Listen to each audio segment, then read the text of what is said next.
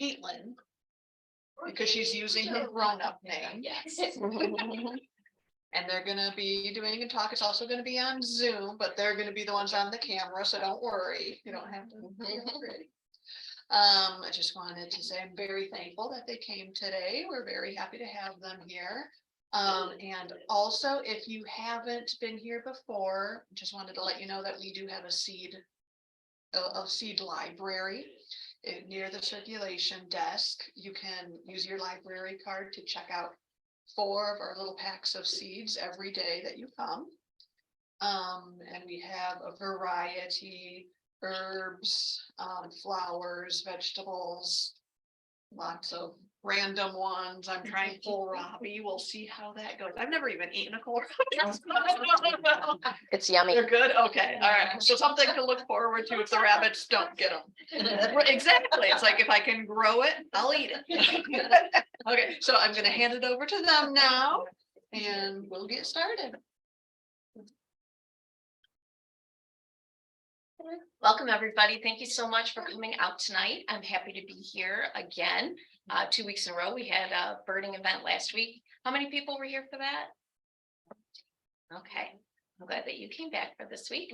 I'm Peggy DiMercurio from the Eastpointe Community Garden, and we have Caitlyn, as Abby mentioned, and Justine are going to be here tonight. I am one of the founding members of the Eastpointe Community Garden. We started it back in 2012, and Justine and Caitlyn are new committee members that just joined this year. They started with us last year and the year before or last year, and have just been a great addition to the garden. And we are so happy to be here and talking about the garden and gardening things tonight. And we will have some questions and everything at the end, some time for questions and talk about some of our gardening things. So I wanted to start this off by talking about an event that I was at a couple of weeks ago. And it was a big community event at Macomb Community College. And it had a lot of the community stakeholders from local businesses and service groups and people who are trying to do things in the community. It was, I had no idea what to expect, but it turned out to be so rewarding and exciting because it was about what we can do in our city and what our city can do for us to really create something great. And one of the things that they talked about was parks for the residents and dog parks for the residents and their dogs, and gardens and adopt-a-beds and a lot of the things that we do here in Eastpointe. And they talked about how these things are a love letter to the city from the community. It's to the community, by the community. And I was really excited by that because that's how this project got started. The Eastpointe Community Garden started with a bunch of people who really wanted to do something good for the city. It was back in 2012, and at the same time as working on a community garden, the original group was working on getting the farmers market going. And so those two groups were done hand in hand. Former Mayor Suzanne Pixley was a part of that group. Councilman Ron LaForest, who was again back in 2012, and John Hoffman, who is a local business person, came together for that concept. 5 years before that, they had tried to get a community garden going, and they were working on sites and they were working on all kinds of things, and it just didn't go anywhere. They had gotten so far as actually making raised beds. They had 17 of them already made and ready to go, but the project just didn't go. But in 2012, things had changed and people were getting excited about gardening again. And the social media, I think, helped a lot because that's how I found out about it. I thought I was going to an adopt-a-bed meeting, and I grabbed my husband and I grabbed my friend and I said, oh, we got to go. I wanted to do one of those adopt-a-beds. And then it turned out that it was to actually start a whole big community garden. And so I was sold right away that I wanted to get involved with it. And I dragged the others along with me. But we had a great group. We had master gardeners and landscapers, and so we were able to put together the garden. Switch slides. So today we're going to talk about our story, which I've already started. Katie is going to talk about companion planting, and Justine is going to talk about garden pests and organic solutions. And so there's a lot of confusion sometimes because it's Eastpointe Community Garden or is it Urban Seed? But it's actually both.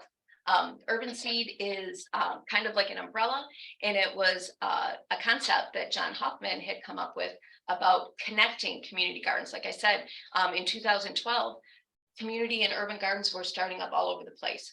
We're right next to Detroit, and Detroit has got some really cool community gardens and urban gardens, and taking over unused space and actually using it to make something beautiful and to grow food for people. So his concept was to connect them. And we had a lot even in Macomb County. And this garden, Eastpointe Community Garden, was the very first. So we are an urban seed garden, but our garden is the Eastpointe Community Garden. Our mission at the time, we wanted to do something to beautify the city and make things look nice. We really wanted to help improve our reputation here and do something nice for the city.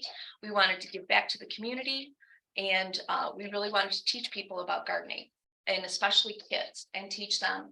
A lot of people didn't know how to grow things anymore, and it was time, for people to get back to growing things. So we started, like I said, back in 2012. If you remember, there was a drought in 2012. You probably don't remember, but there was a big drought in 2012. Our garden is run by volunteers. It's 500 feet deep and it's 78 feet wide. So it is huge. Has anyone been over to the garden? Yes. Just disclaimer, I will say this anytime I talk about the garden, be very cautious when walking through because it's uneven ground. But the garden is funded by rentals, by sponsors, and by donations. We use natural methods. We can't really use, we can't claim to be organic. We use natural methods for everything, and we use organic processes and products whenever we can. But we are the garden is surrounded by backyards. Probably we have 20 neighbors that go around us. Like I said, it's about 500 feet deep. So we can't control what's coming into the garden. We can't control what was there before we were there. We keep trying to find out. And maybe, Abby, this is something you can put the historians on, because we keep trying to find out for sure what was on our property years ago. We've dug up so many different things that have given us some clues. But someone said there was at one time a farmer's market on that property. But I don't know, we just don't know for sure what was there. Someone said there was a house there that they played in as a kid. And there was a business there at one point. But when we got there, it was a dumping ground. There's a wall, and people would back up to it and just toss stuff over the wall. And it was overgrown and just a crazy mess, full of concrete and just all kinds of different things that we had to work really hard to turn it into a garden. We use square foot gardening techniques, which are the raised beds that go above, and I'll be showing you some pictures on that. We feature pollinator beds. We have so many pollinator gardens going, and we're expanding that to invite birds and the bees over. We have a compost system. Our garden manager, who's our garden manager right now, is a master composter. And so we have our own compost system. And everyone is welcome there. You don't have to be an Eastpointe resident. You don't have to be a member of the garden. It's a really wonderful place. It's got a very peaceful vibe, and it's connects you to nature right in the city. We are full of birds and butterflies and bees, and lots of good bugs, some bad bugs, but some good bugs. So in our season 1, we started with the wooden raised beds. We had 32 rental beds, and you can see all the way back to the back of that property And that was our phase one, was to start with rentals. The second picture below it, that was our first giving garden section that we added in. Again, raised beds. And now season 12, you can see Katie smiling at our new, we've changed our beds over. Those beds did not last. We're in our 12th season. The wood beds will only last for so long. So now we have switched over to metal and wood beds. And then the second picture there is the giving garden beds. We are powered by volunteers, and we could not do the things that we do without them. We have work parties every week, and we've been getting a lot of great help. We get help from community, we get help from our committee, which is 9 strong now, and different people come in and help us during the week. Anytime you want to stop by, there's always weeds to pull or things to water. And we're always excited to have kids in the garden. We've had a lot of scout groups come through.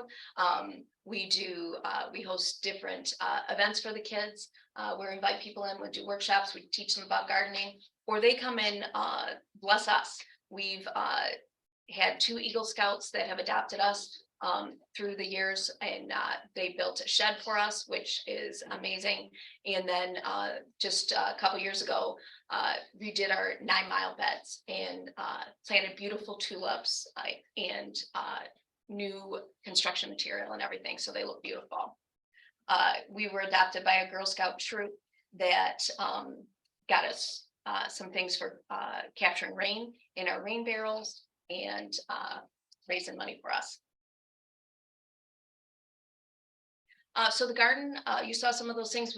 We have a rental section, and so people who want to come and grow things at the garden, if they don't have space at home, or they've already used up all their space and they want to come, you can come and plant at the garden. It's $40 to rent a bed, and we give you all the soil and the water, and can help you take care of things too. So you can come in and rent a bed with us. We have 24 rentals. Our giving garden started in our second year. During our first year, we had 2 beds that were rented out, and they were rented out so they could donate to other people. A Girl Scout troop was earning a badge, and they needed to do something for the community, so they decided to rent a bed from us, grow vegetables, and then donate them to homeless shelters. And then we had another woman who was working with so many different community groups, and she raised vegetables and donated them to veterans homes. And we were very inspired by that. And so we decided our phase 2, which was going to be more rental beds, we decided we wanted to do giving garden instead. And so the giving garden started in 2013 and became a part of our mission to grow food and donate it to local food banks. We work with the churches and senior residences, Grant Manor and Chesterberry and other areas. And then any family that would like to get food can come and get food. Family, person, anyone who wants food can come and get some. We this year now have 7 new community beds, which we're very excited about. They are going to be out in the front of the garden. They're silver beds, and they are going to be, we've already started the planting. They'll be planted with tomatoes and cucumbers and peppers and all of the popular vegetables that everyone can come, and they're free for whoever wants to pick them. And we'll be sending out lots of information on social media about that when things are getting ready.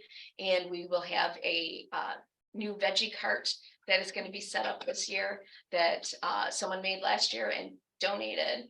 And we'll have that out each week too when we start harvesting, so that people know that there's fresh vegetables. Kind of like the Krispy Kreme sign that lets people know. We'll have our veggie sign that people can stop and get some fresh vegetables. And then we also have sponsor beds. So we have 5 different companies this year that have sponsored beds, and they've given us money so that we can grow vegetables. We want to make them really pretty, and those are our green beds out front, and then they'll also get donated to the community.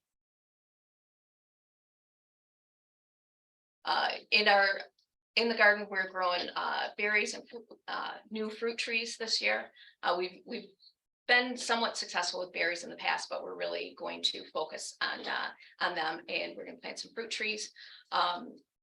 We do the favorite vegetables: cucumbers, tomatoes, beans, greens, peppers, okra, beets, carrots, all of the usual, but some interesting vegetables like kohlrabi that Abby was talking about, which is actually very tasty. It turns into a big bulb. You can roast it and it's delicious, or chop it up and put it into salads. It's very crunchy and yummy, in like the broccoli family. And loofahs. We've had several people, the vines and the flowers that the loofah plants, they really take over, but they're a really cool plant. And then they look like a giant zucchini. In fact, one of our gardeners was growing them, and we were like, wow, that zucchini is just really bizarre looking and it's so big. But she said, no, it's a loofah, which I never realized was a plant. I thought it was always something like out of the ocean, but you dry it and it becomes a loofah sponge. So we learn all kinds of things in the garden. Can you eat it too? Yes. When they're young. Yep. Oh, okay. Yeah, before it becomes a sponge. Yes, let's do another disclaimer. Herbs are also a big part of the garden, and something that all gardeners should grow, because they're so easy to grow. They smell great, they bring the pollinators, and you will be successful growing herbs. So that's always a great thing to get started for, and they work so well with other plants, as Katie will tell you. I'm not going to get ahead of you on that. And lots of flowers, which everyone will also talk about, because flowers are so beneficial in so many ways. We do perennials, annuals, really try to stay with natives, because if you want to be pollinator friendly, which we really want to be, you need to plant the native flowers that will actually feed our pollinators. A lot of times you can have as much decorative stuff as you want, but you want to make sure that you're also putting in the things that the pollinators actually need to eat, because some things we put in are beautiful, but they're not able to sustain our pollinators. So we do try to stay with as many natives as well, and they grow much better. So this is our team. There's me at the top there. I'm the secretary and volunteer coordinator. Bill Randazzo is our current garden manager. Lori Gamerick is our giving garden coordinator, and she takes our harvests and then reaches out and takes them to the different places that we donate them to. John Hoffman, I mentioned earlier, he's a very serious businessman. And he is the founder of Urban Seed and one of the founding members of the Eastpointe Community Garden. He was gone for a while, but when he came back, he brought his wife Shay with him, who is an amazing addition to the team. So we were really glad to have him back and get the bonus of having Shay join us. And then our new crew there is, she's Katie here, because that was, she goes by both. Now that I'm officially on the board, that should sound official. Lisa Oxford, Justine Smith, who's going to be talking to us tonight, and Jen Wojtowicz. So that's our current team right now. So I am going to turn this over now to Caitlyn Donnelly.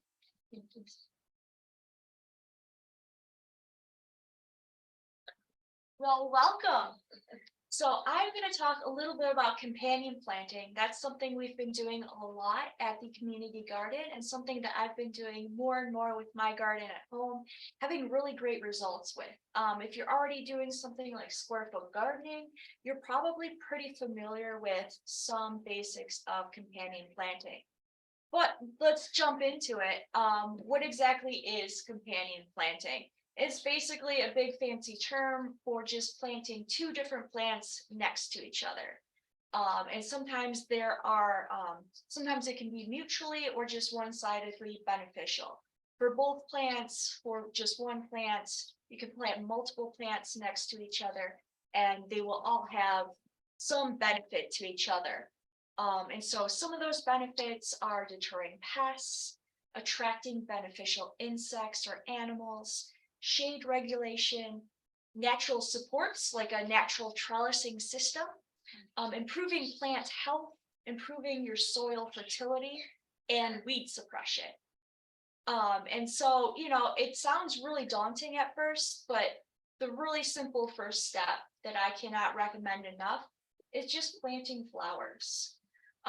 You can choose your favorite flowers, or if you really you don't know, you're like, I do not have a favorite flower. We got 3 kind of super beneficial companion flowers that I can recommend to you.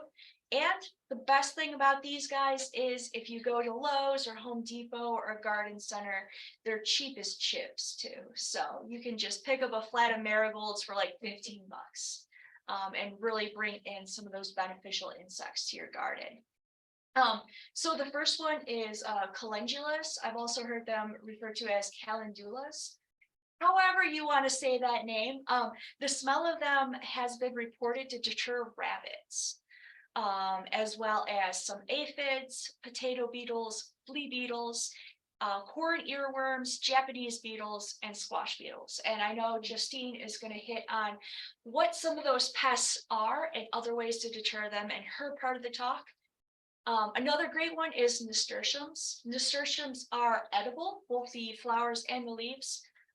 So really fantastic to add to salads if you're into that. And they work as a really great trap crop.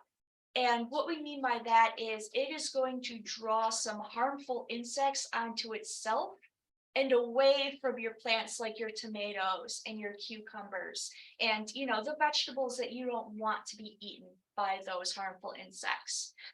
So things like aphids, cabbage moths, and they also deter cabbage moths from your rose bushes too. So if you have rose bushes that are getting some creepy crawlies on them, try planting some nasturtiums around them. You might see some really good results. And then they will also deter some not great insects like cucumber beetles, whiteflies, and squash bugs. So really great plant to have. They look really cool because they kind of vine out. And they will do some really great ground cover for you as well. And so the last one is marigolds. You'll see them a lot in flower beds all over the place. And there was actually a 2019 study that showed that there is a chemical called limonene in marigolds that deters some of these bugs. And it can also attract snails and slugs to them and away from, again, your tomatoes, your cucumbers, your other vegetables like that. There's a lot of folklore out there about companion planting. Some of it is backed up by science, some of it isn't. And some of the so-called foes have been really overstated. And so the great thing about gardening is you can kind of mess around and find out. There's always next season. So vegetables can work really well as companion plants as well. Peggy mentioned that herbs are a great companion plant. A lot of vegetable gardeners swear by growing your herbs with your tomato plants. Tomato plants have a really strong smell to certain insects, but next to plants like basil and parsley, they're kind of hidden in plain sight from some of these bugs. And also, herbs are really expensive at the grocery store, so you can grow them yourself for a couple cents. Checking out some seeds from the library here, and they can take off. They really fill out a bed nicely. Tons of uses for them. And planting numerous plants in the same bed can be both very aesthetically pleasing and also give you the most bang for your buck too. It really fills out the space. We'll talk about ways to work with different plant heights and everything as well to really max out the potential benefits, even if you're using a small raised bed. I have a question. I know mint Sure. is like a perennial. Yes. Yeah, there's some herbs that are perennials, and mint, I would say if you're gonna plant it in your garden, put it in a pot in the ground. Mint will take off and just basically take over everything. It travels under the Mhm. ground and will seed above the ground, so Yes. you have to really watch your mint and lemon balm. Is in the Yes. same family. Yeah, this year I found some mint growing in my front yard. I've never planted mint in my yard before, so one of my neighbors did. So I got free mint, but now I have to work on how do I control this mint. So yeah, if you're looking for a plant that is going to bring in some benefit to the rest of your garden, while also just maybe taking over and giving you some great ground cover, mint could be your thing. Don't let me deter you, you know? Yeah, and this year I bought the Janella. Oh, yeah. Mhm. For the mosquitoes on the patio. Yeah, I've had some success with that, so, you know. Anything to help against the mosquitoes, they love me, so. Yeah, because basil will work against mosquitoes as well. Yeah, a lot of Basil? those herbs. Basil. Oh, basil. Yeah, a lot of the really strong smelling stuff will deter mosquitoes, which is What great. about lemongrass? You know, they say lemongrass has some benefit to repelling mosquitoes. I've never tried it. Justine, is that something that you ever? I don't have as much experience with lemongrass. Okay, yeah, I have heard there are some benefits. So yeah, kind of the same as basil and I think lemon balm too has some rumored work. So one of the, I think really popular companion planting is tomatoes. We love them. We all grow them. Tons of varieties out there. A great technique is working with a sauce or a salsa bed. And this is tomato plants with other herbs and other vegetables that you would put together in a tomato sauce or a salsa. So this example bed here, we have our beautiful, lovely tomato plant in the center, and we are surrounding it with herbs. So again, herbs like basil, garlic, well, garlic's not an herb, but basil and parsley, again, that really strong scent will hide your tomato plant in plain sight. Garlic is great too. The scent will also deter some bad bugs that you don't want in there. Thyme will reduce egg-laying armyworms, and dill supports parasitic wasps that will attack your pest cucumbers. So they don't sound very good, but you kind of want those parasitic wasps in the garden. And of course, the OG companion planting technique is the Three Sisters. This has been perfected by the Native Americans of the Americas for centuries. By the time the first Europeans landed on the shores of these continents, the Native Americans were already using this technique for at least 3,500 years. The last of these three plants to be domesticated was about 7,000 years ago. So humans may have been playing around with this version of companion planting for, millennia before that.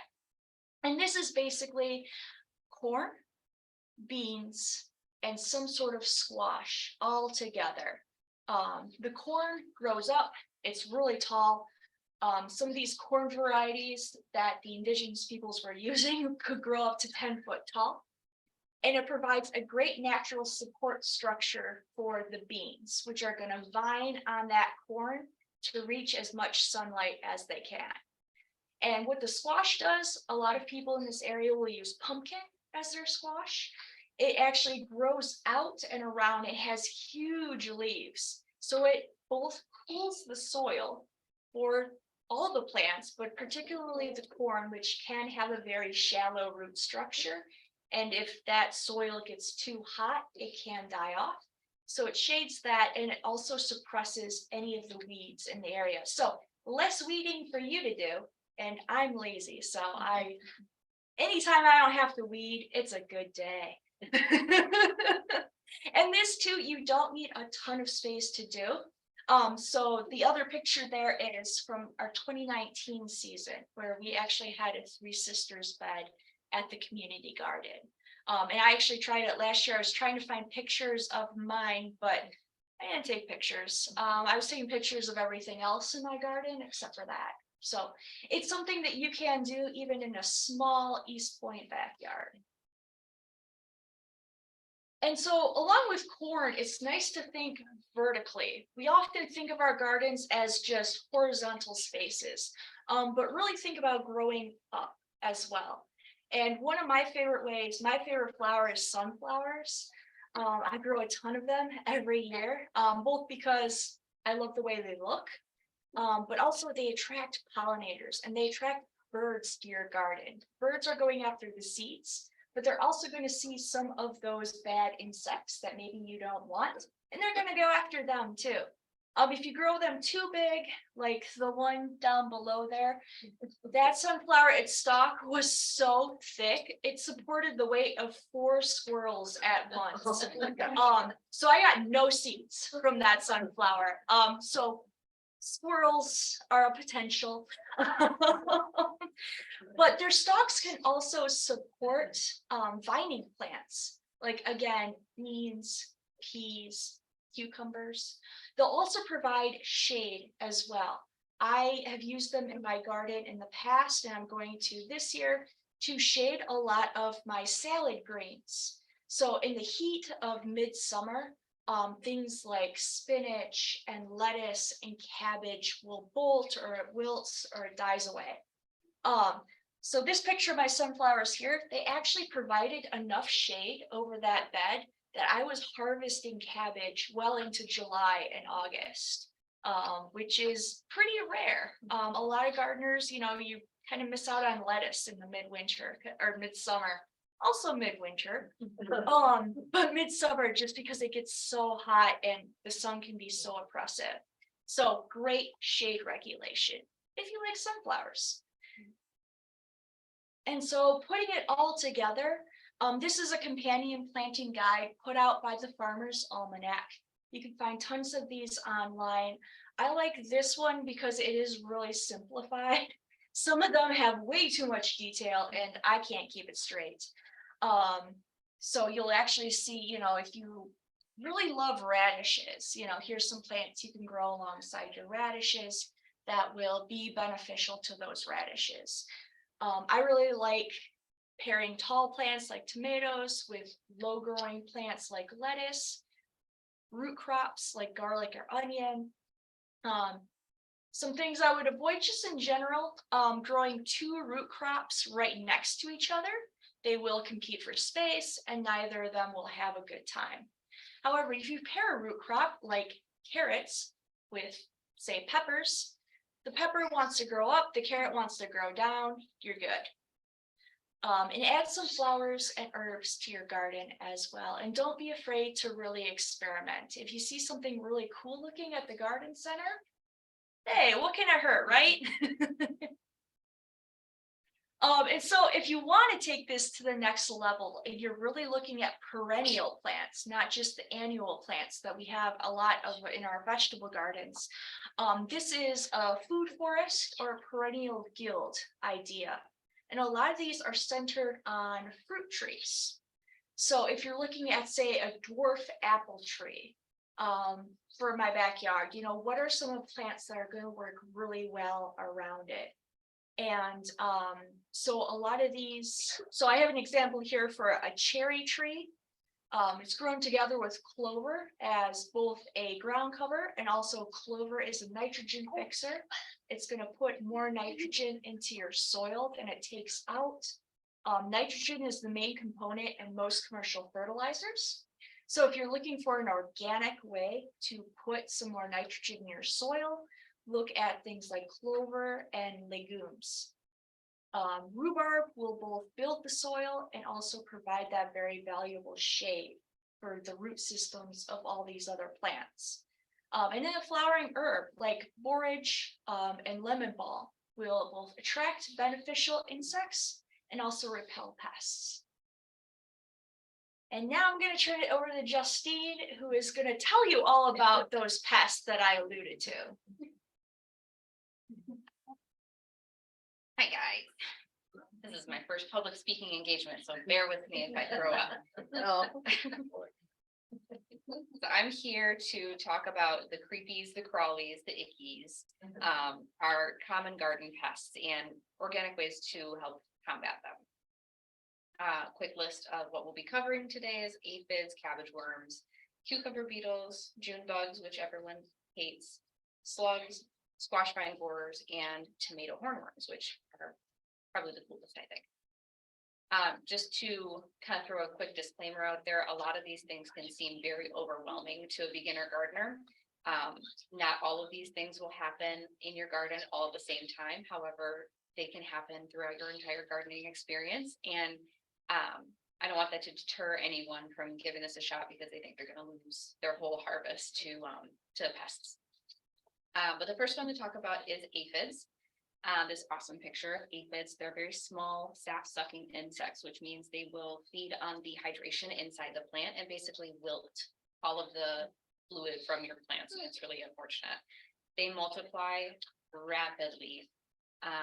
Our region is mostly green, light colored green, but they do vary in color as far as red and white variations. Could you speak up a little louder? Sure. They are attracted to many different plants. I've found them on my tomatoes, eggplants, lettuces, okra, cucumbers. They invaded an entire head of cabbage at one point, which was really unfortunate. So they'll basically go for anything. Topical remedies are usually the best way to go about handling these. I use a big 2-gallon hand pump sprayer with the spray nozzle on it, and I'll either use soapy peppermint spray water during the spring and summer months, which the peppermint, as we've talked about before, is a nice fragrant deterrent to a lot of pests. There's another product called neem oil and a topical powder called diatomaceous earth, which I will cover in just a little bit. Those are also topical applications that are organic in nature. And then we also have some natural predators. We unfortunately have dealt with this at the garden last year, and we decided to bring in a shipment of ladybugs. Ladybugs will feast on aphids all night and day, and they're also pollinators as well. The lacewing fly is another natural predator. And as much as we hate them, spiders and praying mantises, even if they're creepy, they do a very good job of taking care of those aphids. Cabbage worms and cabbage moths are another very common pest. They're the very small white moths that you see flying around your garden. They're so adorable. They will wreak havoc on your brassica family mostly. They lay clusters of these incredibly small, microscopically small white eggs underneath the leaves of your brassica family. That's mostly your broccoli, cauliflower, kale, Brussels sprouts, etc. And these tiny little eggs that you can barely see, they will hatch into bright green worms that basically are invisible against your green plants. They're very difficult to see. And they will eat voraciously through the leaves and burrow into plants, which can cause a lot of loss, unfortunately. The best remedy that I've used at my personal garden is using row covers. That'll prevent those little moths from laying those tiny little eggs on your plants. Use what? Row covers. What So is that? it's a like a screen or a netting material, very thin mesh. And what I'm using right now is tulle fabric from a discount fabric supply store, and it's actually working really well. I can water through it, the sunlight gets through it, but the screen like netting material is fine enough to catch those little moths and prevent them from laying those eggs. So that's pretty cool. And you just lay it over?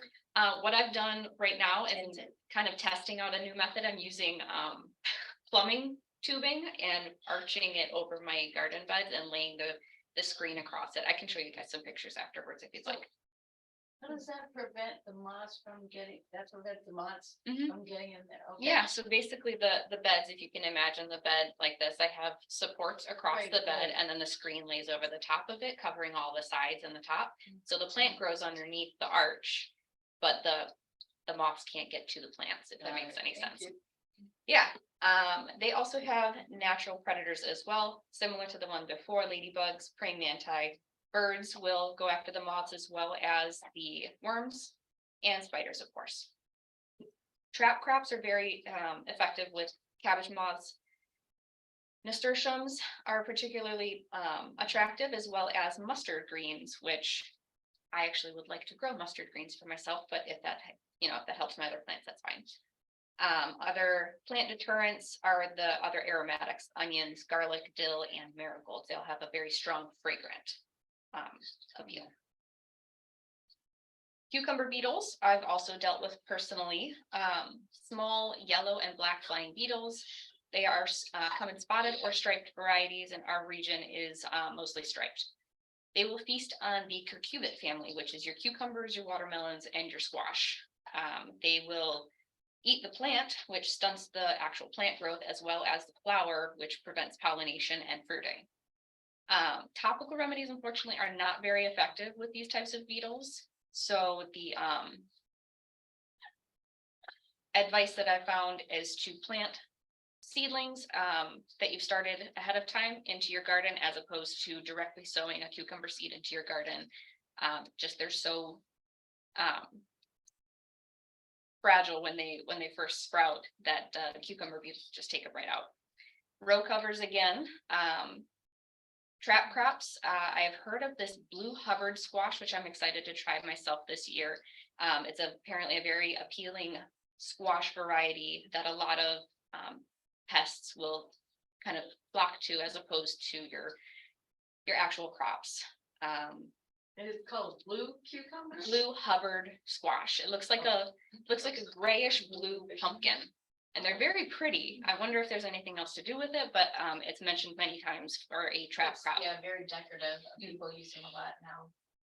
At the fall, in the fall for decoration. Yeah, My dad cooks them every year for Thanksgiving. are they He delicious? smashes it on the drip. They sound fun too. Yeah. Huge.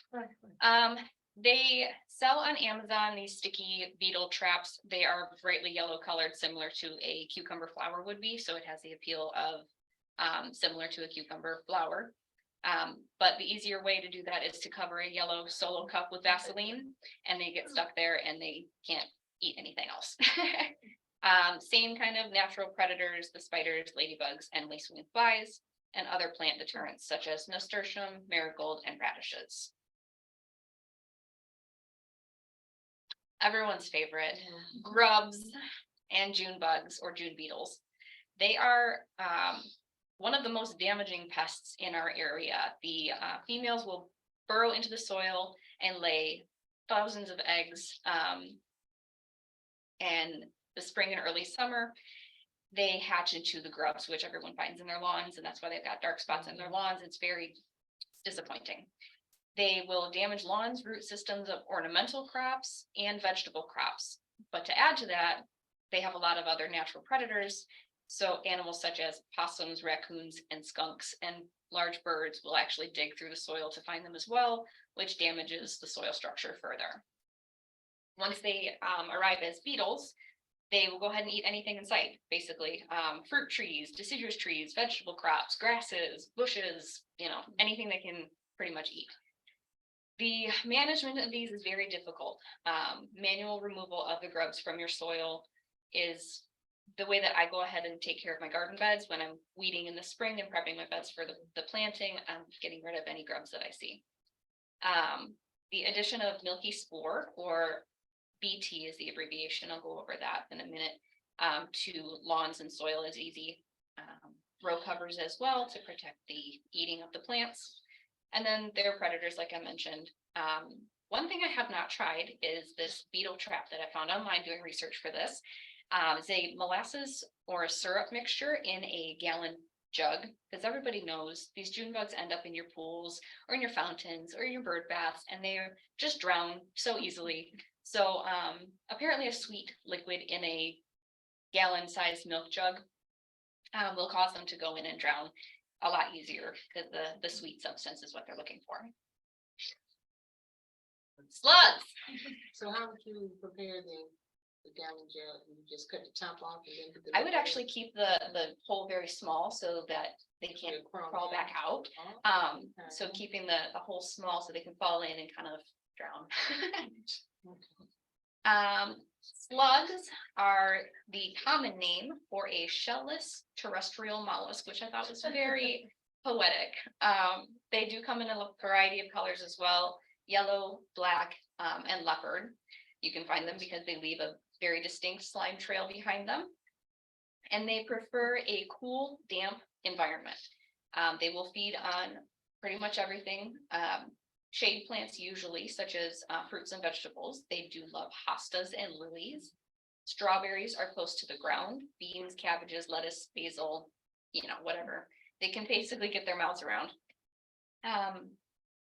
They again are especially damaging to seedlings and young plants as well. So again, planting your previously started seedlings out after they're strong enough.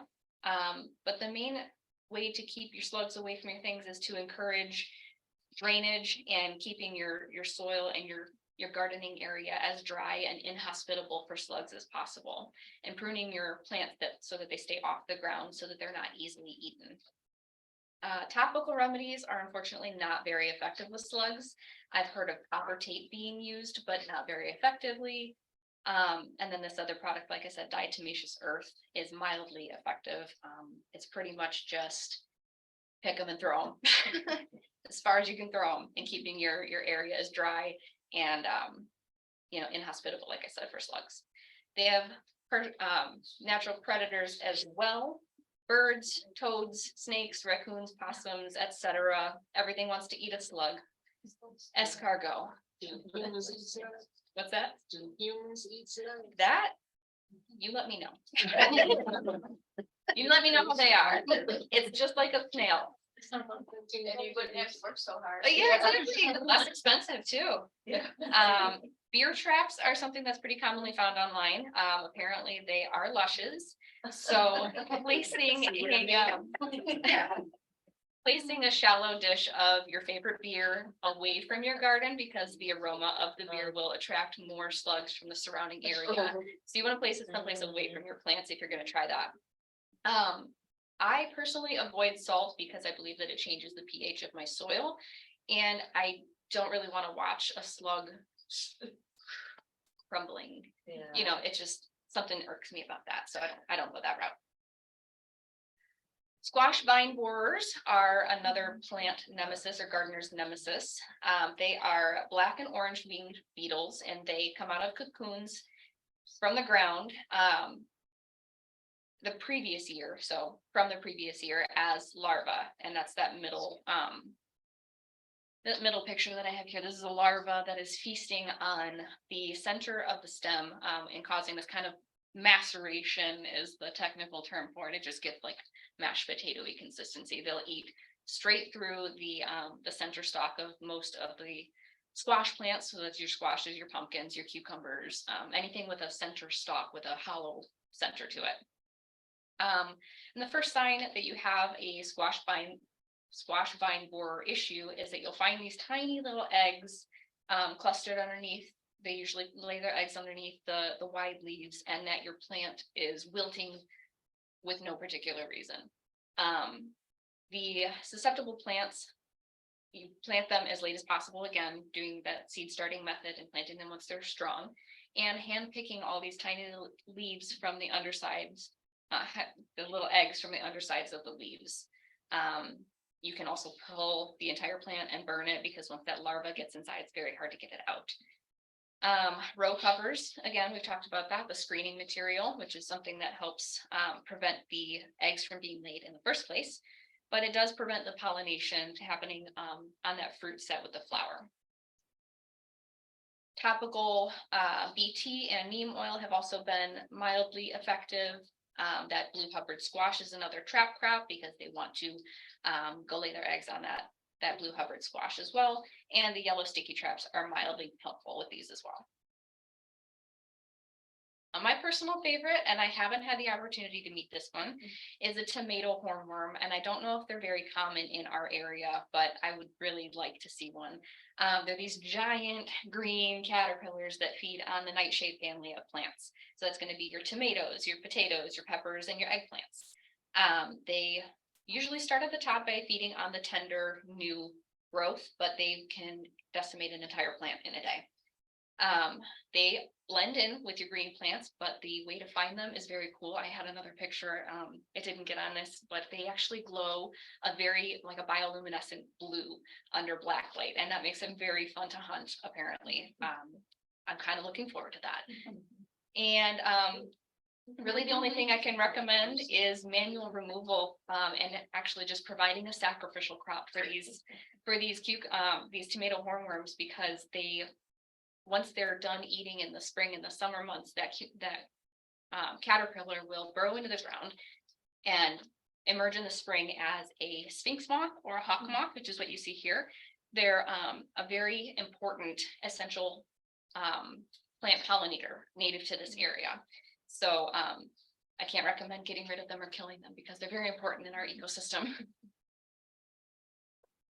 So just to kind of briefly go over the things that I talked about, BT is a naturally occurring toxin. It's a bacterial toxin that when ingested by pests, it destroys their digestive systems. It is not toxic to humans or pets due to the complex acidity of our gut. It processes straight through, and it's not toxic to us. It is effective for flies, mosquitoes, beetles, wasps, ants, and some caterpillars. DE, diatomaceous earth, is a fossilized silicon-based organism, and it's ground into a powder. So it's very similar to your little silicone packets that you get in your shoes.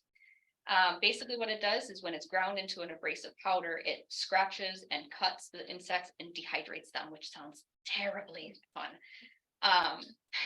The studies that I found show no effects to mice, rabbits, or guinea pigs after testing with topical application, ingestion, or inhalation. So suggesting that this is only effective on insects. And a couple insects that are listed here: ants, cockroaches, mites, ticks, silverfish, and aphids are affected by this. I have a question about the BT. How does it come? Is it powder? It's a liquid, actually. Yep. If you'd like to, I can look up some products after we're done. Neem oil is probably the most common. I don't know if everyone's heard of neem oil before, but it's a naturally occurring pesticide from the seeds of the neem tree. It has a very bitter smell and taste. I personally hate it as well. It deters most pests, and it actually interferes with the hormone balance of egg laying and reproduction of these insects. For us, it can be slightly irritating to the eyes and the skin, but it is non-toxic to humans, birds, pets, bees, and plants. And I've listed the animals that it affects. In summary, probably the most important part here is growing a healthy garden. It involves pests. It's just part of the circle of life. They're beneficial in the ecosystem, even if we don't think so. Every insect plays an essential role, and it is part of living in a symbiotic relationship with nature. So you're gonna have bugs, and it's gonna be okay. The most important takeaway from my part is to avoid a broad spectrum and a non-organic insecticide or pesticide at all costs, because it is so extremely damaging to the beneficial insects and pollinators, as well as extremely toxic to us as humans. So that's my soapbox I stand on a lot. We want to give our thanks for the presentation at the library here, our gardeners and our volunteers. And I'm going to hand it back over to Peggy. Well, there's a stamp here, and Katie, come on out. Because we will do question and answer. Before we started, there was some questions from this gentleman over here who was talking about working with an area that's got a lot of clay. I'm gonna scoot this back a little bit. And then also with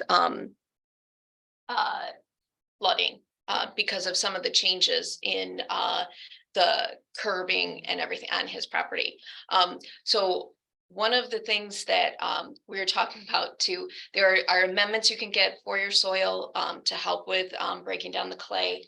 I don't think you were here at the time, but clay does help to hold some water. But one of the things that we've done at the garden that has helped us with pests and with flooding and with concerns about what's in the ground is all of our stuff is in raised beds. We had shorter raised beds in the beginning, 6-inch and 12-inch, and now we're up to 18 to 20-inch high beds with those new metal beds that you saw.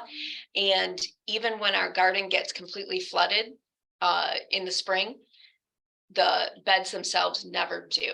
And we've never had any issues with our raised beds getting, the plants getting too much water. Because it drains through, and it's a great way. It's one of the other ways to hide from some of the pests, because they don't want to, climb up and go after things. So that does help with, some of the pests too. And it helps you to put in the soil that you want in your bed and not deal with what was there from, from the past. We did not know what was on our property before we planted. And so we wanted to make sure that the products or the vegetables that we grow were safe. And then we also wanted to, be sure that, we were using a good foundation for, the community garden. So we went with the square foot gardenings. Our beds are 4x4. They're deeper now, but they're still 4x4, which is a square foot gardening, technique. It's a great way to pack a bunch of plants in there, the, beneficials, and do all of those things that, Katie was talking about, like with the Three Sisters, giving shade, adding protection, from pests, and you get a lot more production, using that method. So it's a 4x4, and you plant in little squares, and just pack it full of, vegetables. Was there any other question beyond that? Mention the 4x4, and would that also be for the rental as well? Yep, it's a 4x4 bed. And like some of our bigger beds are now 4x8, but they're still kind of divided. So one of the benefits of 4x4 is, one, it helps you to plan everything out very easily, because there's a guide over there that tells you to how many plants of each can go into a square. But no matter with a 4x4, you don't have to step into the bed and damage something. You can reach it. Any of your plants you can reach from outside of the bed, and so it helps to protect it too. So People like me with little T-Rex arms. Yeah, I can't reach very far, but yes. the 4x4s work for me. 48 inches. They're on there That's the too. universal retrain. Just to add to that, raised bed, the pros to that is that you're not bending over super far. A lot of gardeners that I started learning how to, garden in the ground, and it was wreaking havoc on my back. So coming to the Eastpointe garden, where these beds are so high up off the ground, you can just basically stand up, and it's so ergonomically good for your back. You're not hunched over all day long. It's kind of nice. Yes. What are the beds filled with, as far as like the soil? What do you? Right now, our beds are mostly a compost mix. We've been getting our soil is coming from Souliers. But there's also Bess is around, and they're going to be delivering for us too. And then we make our own compost at the garden that we also add to. We're about to do some soil testing. If you've done gardening and you're having issues with certain plants, it is a good idea after a while to test the soil, because based on what you are planting every year, you may end up with more nutrients of one type than what you actually want. So there's ways that you can do amendments. You may find that all of your everything is depleted, and you need to really fertilize and add more in. Or sometimes if you have too much of a nitrogen plant, you may have too much nitrogen in there, which gives you beautiful green plants. They're gorgeous, they're huge, and then nothing, yes, yeah, and then nothing else happens because it's too much nitrogen. And at the bottom of the beds, we use the hugelculture method. That is always a fun word to say. But basically for those higher beds, you don't have to fill them all the way with dirt and compost. We do branches, sticks, Stumps. Leaves, half done compost. I've done half done compost on the bottom of my beds. And then you put your soil on top. So you're not spending $300 to fill up one 4x4 bed. And then as that material breaks down, it enriches your soil. So you don't have to add in fertilizers or anything like that. And it acts like a sponge. You get it very wet, and it will hold on to that moisture, and then your plants will dig their roots down deeper to go after that moisture instead of just all your watering on the top. Because they'll do much better if the roots go deep. So will that prevent, like in Eastpointe, we got a rodent problem as well as squirrels and what have you? Was that prevent them by being raised up? Was that how you- No, Oh, no, because the unfortunately. squirrels and other rodents will climb. But and they will go after your tomatoes if they're thirsty. Out of spite, they will take one bite and toss it. And birds too will poke a hole going. So bird bass and water is good to keep them away from going after your tomatoes. I was wondering if you use any tomato cages or like I made my own out of, welded wire that was maybe 4x2. Yeah. And squirrels can't get in there. Oh, Oh, just caging in your, all Yeah, of your. 4 foot tall and it's a hoop about 2 foot diameter, Okay. wow, staked up and in the middle of the bed, they can't get to. wow. Smart. What I Yeah. did was I put, soil inside of a plastic swimming pool. Mhm. And I put a netting around it Okay. and put netting, on Yeah. top, Yeah, on the side. cage the whole thing in. Yeah. It's like a safety deposit box. I just stand out there. I was gonna say, I have 2 big dogs, so I don't get rabbits or squirrels. Actually, I have a couple of those like large pinwheels, the wind makes them, and like, things that make noise. I've heard pie plates on a string have like a reflective Yeah. and like they make noise and stuff, so it kind of deters We your put animals. hair around. At the garden though, most of us love bunnies, even though they will eat everything. And so the bunny comes in and we're like, oh, just go ahead, take it. Yeah. But they will jump into things. I will say, if you want your bunnies to stay away from the garden, there's no way to completely keep them out, but I noticed they love the clover in my lawn. So what I did is I just bought a big bag of clover seed, white clover seed, and I overseeded my lawn.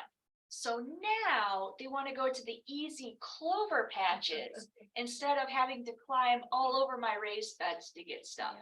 They still will, but that might be one way too. I noticed there's a little small brown bunny that comes into my yard. He'll eat the weeds, dandelion. Yeah. and stuff.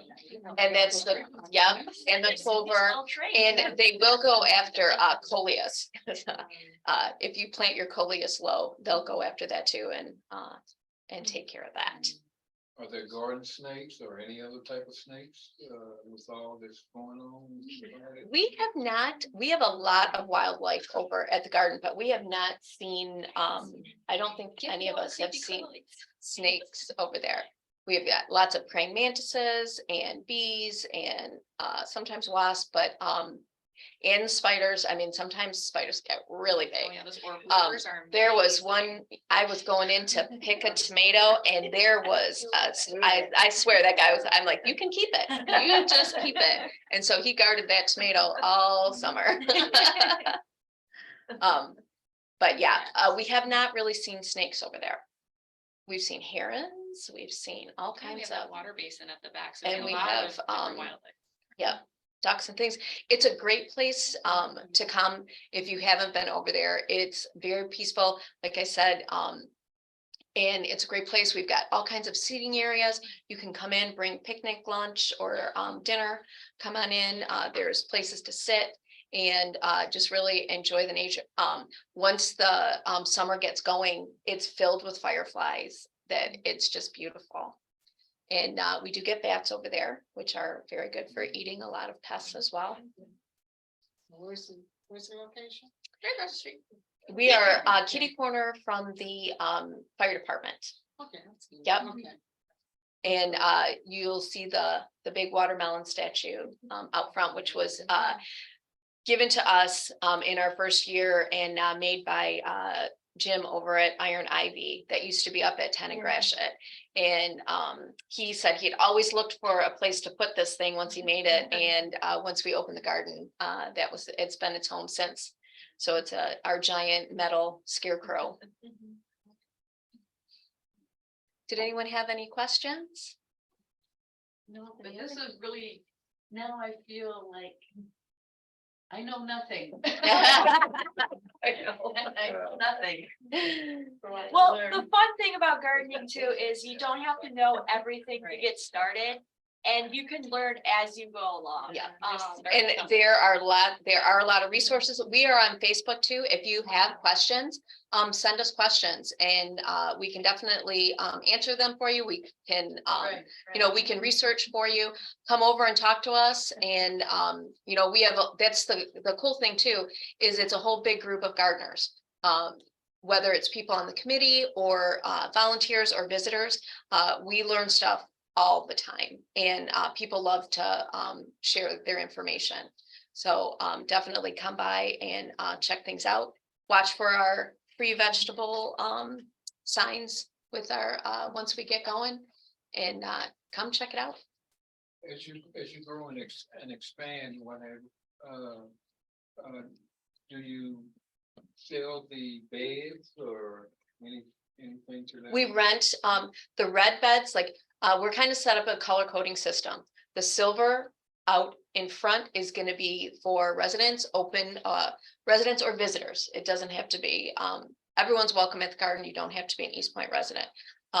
Those will be, as soon as they're ready to be harvested, you can go in and pick from there. Once you're in the garden, the red beds are rented. And so those are private, and they're marked private on there. So you would not be able to pick from there. And then our green beds are for the community. If there was something you wanted, you could have something out of the green beds. Green is go, red is stop. But you don't sell any of them to residents or anyone interested in buying or purchasing? Some that Like an actual rent, you would actually want a raised bed. Right, already right. I mean, prepared. that you have. There is, you know what, I will take your information because our garden manager builds them. And he was, I believe, talking about possibly building them for other people if they're interested. Yeah, because they're very I'd like to. expensive. That's why I was wondering myself. Yep, and and yeah, he's a great guy, always looking for the next project, and so that may be something that they could be that he could do. Are the raised beds made up? Can you use like any kind of wood, or is it special? Repurposed pallets. I picked up 3 pallets up and down Grossback, and I built my husband built my garden. Yeah, I didn't build it. But he built a whole fence that keeps my dogs out of it with recycled pallets, as well as I have 10 garden beds that are about 10 feet long. One thing with pallets is to look for, there's a code on there, so you got to look that up, just to make sure they have to be heat treated, not chemical treated. I had mentioned this earlier too with our raised beds. When we first put them in, they were not treated May I wood. have your attention, please? The library will close in 20 minutes. Please bring materials to the checkout counter now. If you need a library card, please apply for one immediately. Thank you for your cooperation. 12 years ago, the treated wood was chemically treated and it was not considered safe for gardening. But now they treat it differently. And so you can use treated wood, which would last longer. The wood on our metal beds that we first started with to test them out, they're metal, they're wood post, and they're great. There's not been any deterioration yet on those. So the metal beds with wood posts have really held up. Right. I also, last year, I just put out a general request to my Facebook friends, like, hey, do you have cinder blocks or landscaping blocks that are just taking up space in your garage? That maybe you started a project and then you're like, absolutely not. So I just went around, I collected a bunch of them, and I made myself a great big bed for my fruit bushes. And then I found those old style recycling bins that are just the little boxes. I have about 11 of those, again, just collected from people who had them in their garages, because most of the communities around here have the big rolling ones now. And people just kept on giving me them, and they are the perfect depth for root crops, like potatoes and carrots and things like that. So don't be afraid to, get a little creative. Like we have back there, there's that metal bucket. And you can put trellises like behind it or in it. There's the 5-gallon buckets that you can grow plants with. You can grow in a hay bale. We're going to be doing that with some of our pumpkins. So there are a lot of ways that you can do your gardens. Yes. Okay, as far as water batteries. Are they available? You know where you can find them? So my parents live in St. Clair Shores and they just told me that they have them available at the Center on Stevens. And they used to be Civic just, Arena. yes, Civic Arena. It used to be just St. Clair Shores residents. They've opened it up to any community now. I got one last year. I lied and said I was getting it from my parents. But I got it. It was I was Should I edit that out of? no, that's fine. Okay. I'm a criminal in St. Clair Shores. But it was about $45 and it's a 55-gallon drum.